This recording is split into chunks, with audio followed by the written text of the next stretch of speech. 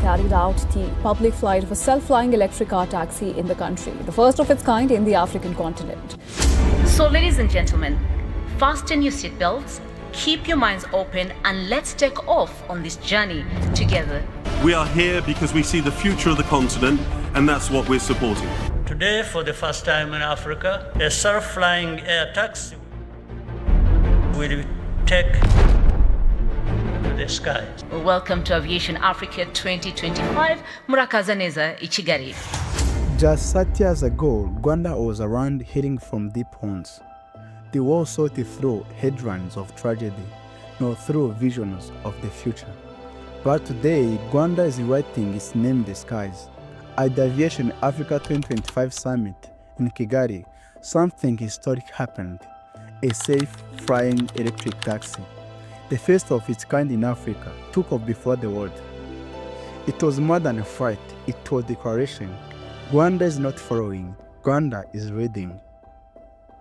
Rwanda is called the land of thousand hills. Its mountains and valleys are beautiful, but they make travel difficult. Where others see limits, Rwanda sees opportunity. The government asks itself, why build roads that take decades when the sky is already open? This is not the first bold step. Since 2016, Rwanda has been using drones to deliver blood, vaccine and medicine to remote clinics. By 2021, over 75% of all blood deliveries outside Kigali were done by drone. This is more than in any developed country. It tells us something about Rwanda culture. A country small in size, but big in a vision. Now, let's imagine everyday African life. In Lagos, in Nairobi, in Cairo, traffic is hours of the day. A journey of 10 kilometers can take more than 2 hours. For a worker, that's a lost time. For a patient, it can be the difference between life and death. In Rwanda capital Kigali, a drive from downtown to the airport takes 45 minutes by road. But if flying taxi, that same trip becomes just 5 minutes. Think about rural Africa too. In many villages, the closest hospital is hours away, and poor roads make the trip harder. With drones and the flying taxi, blood or medicine arrive in minutes, not hours. Lives are saved, not lost. This is why Rwanda RIP matters. This is not about luxury. It's about solving Africa's deepest problems, connecting the disconnected, saving time and saving lives, turning isolation into opportunity. Flying taxis are not like traditional helicopters. They are quiet, electric, and designed with safety in mind. 16 rotors, triple backup systems, automatic emergency landing.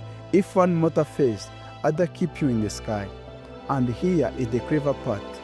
Traditional aviation needs a big airport and runways. Flying taxis need only small pads on rooftop and changing station like electric cars. It makes it cheaper, faster and easier to build. Instead of waiting of highways and railways that take decades, Africa can move straight into the air. Just like mobile phones once replaced the need for landlines, flying taxis can replace the need of endless road project. But let us be honest, the road to the sky is not simple. Batteries still limit the range. They can't models fly about 35 kilometers per charge. Weather in Africa can be harsh. Storms, wind and heat. Public trust is a serious question. Will people accept a machine with no pilot? Rwanda has one advantage. People have already seen drones saving lives since 2016. Autonomous flight is not new to them. And Rwanda is not just buying machine. It is training its own engineers, technicians, and air traffic experts. It is building laws and a system that welcome innovation instead of blocking. The hope is larger than Rwanda. By 2030, Africa air mobility market could add 15 billion every year to the continent's GDP. Imagine this network spreading. Kigali connect Nairobi, Dar es Salaam, Kampala. Farmers sending produce to market the same day. Tourists flying between African cities in minutes. Emergent flight available in every region. It is not science fiction. It's already begun. Rwanda's flying taxi is more than machine. It's a symbol of courage.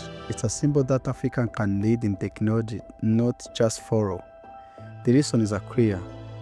The future does not belong to the biggest economies. It belongs to those who move with vision and active boldness. Rwanda has shown the continent a new path, leapfrogging problems, embracing innovation, and daring to fly when others still argue on the ground. Yesterday, Rwanda took flight. Tomorrow, Africa may follow.